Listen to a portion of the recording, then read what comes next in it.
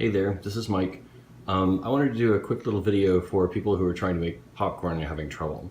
So the first thing you need to make sure is that you're on saute, you've adjusted it to high, and that the pot says it's hot.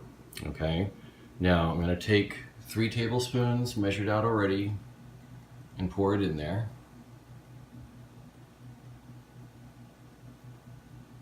Okay.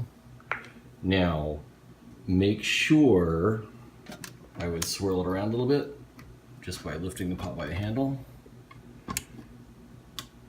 Okay, now see how the pot went for a second back to on, came off of hot? You have to make sure that this says hot again before you put your popcorn in. And I would actually wait for probably another full minute or so because it's really important that the oil gets nice and hot before you put the popcorn in.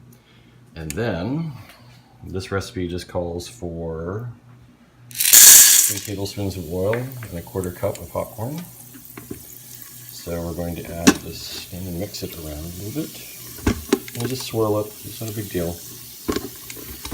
Okay, and then you put your top on.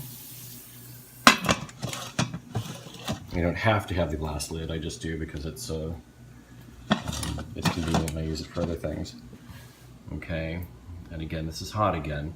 And it takes a little while to get hot and ready to pop, but it shouldn't take like 10 minutes or anything. Okay, now you can see the popcorn in there popping a bit. Now this is toward the end of the popping run, and it's still going. So whenever I do this, I get almost all of that 1/4 cup of popcorn kernels popped. So it's slowing down now, but it's still going. Okay, I turned the pot off now, and it's still actually popping a little bit. But you know, as you can see, that's pretty full of popcorn from that 1/4 cup. So what I'm going to do now is I'm going to get like 3 tablespoons of butter and probably about half a teaspoon of salt, and dump in there and stir it around, and then I'm going to have some popcorn. The last thing I wanted to show you before I go is how many popcorn kernels are left. Now remember, we started with a 1/4 cup, and there's what, maybe a couple dozen kernels left. So again, it does work. It works great for popcorn, but you have to make sure that the pot is really hot.